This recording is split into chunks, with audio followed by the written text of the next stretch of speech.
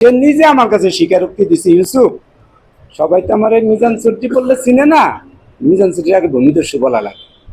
তাহলে সে কতটা খারাপ, তার নামে একটা সে নেগেটিভ নাম যুক্ত করে নেয়। আমি আওয়ামী লীগের আমলে সে আওয়ামী লীগের সাথে থাইকা অনেক অপকর্ম করছে, কিন্তু এই আমলে এসে তাকে কোনো অপকর্ম করার সুযোগ দেওয়া হবে না, অন্যায়ভাবে কারো জমি দখল করতে দেওয়া যাবে না। আমাদের প্রধানমন্ত্রী তারেক রহমান সুস্পষ্ট বাণী, যে অন্যায় করবে তার বিরুদ্ধে প্রতিরোধ গড়ে তুলতে হবে। আমি তাই।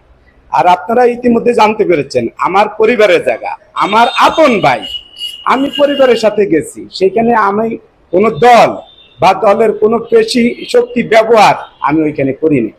যখন দেখছি সে আমার পরিবারের বিরুদ্ধে বা আমাদের বিরুদ্ধে অকথ্য ভাষায় গালিগালাজ লোকজন লাগাইয়া মানে হুমকি দামকি, তখনই আমি থানায় যথাযথ কর্তৃপক্ষের কাছে জানাই। তখন তারা আমাকে একটা এজাহার করতে বলে, তখন আমি একটা সাধারণ ডায়েরি তার বিরুদ্ধে করেছি আজ থেকে আরো 2-3 দিন আগে।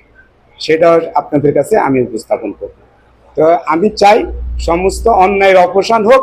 এখানে দল বলে কোনো কথা না, আমি দল করি এটা আমার আছে, কিন্তু আমি আমার পরিবারের সাথে এক জায়গায় যাইতে পারি না। সেইখানে যাই আমি কোনো দলের নাম ব্যবহার করি নাই এবং আমি বলিও নাই। সেইখানে লেখছে আমি যুব দলের আহ্বায়ক পরিচয় দিয়া পেশি শক্তি। এটা সে সম্পূর্ণ একটা মিথ্যা, বানোয়াট এবং অযৌক্তিক কথা বলছে। একজন আমি তাকে সিনিয়র সিটিজেন মনে করতাম, কিন্তু আজকের পর থেকে সেই শ্রদ্ধাবোধটা তার প্রতি আমার আর থাকবে না। এবং সে আমাদের দলের বিরুদ্ধে অনেক কুৎসা রটনার চেষ্টা করতেছে। তার অনেক অপকর্মের তথ্য আমার কাছে আছে অলরেডি। এই যে আপনারা চাইলে দিতে পারি, তার নামে 24টা মামলা আছে। আমি এবং আমার পরিবারের নামে আপনারা ফরিদপুর শহরে খোঁজ খবর নিয়ে দেখবেন, কোথাও যদি কেউ কোনোদিন বলতে পারে এই পরিবার কারোর সাথে কোনো অন্যায় করছে, জমি দখল করছে, 2 টাকা চাঁদাবাজি করছে বা কোনো অপকর্ম করছে, সেদিন থেকে আপনারা যে রায় দিবেন সে আমি মেনে নেব।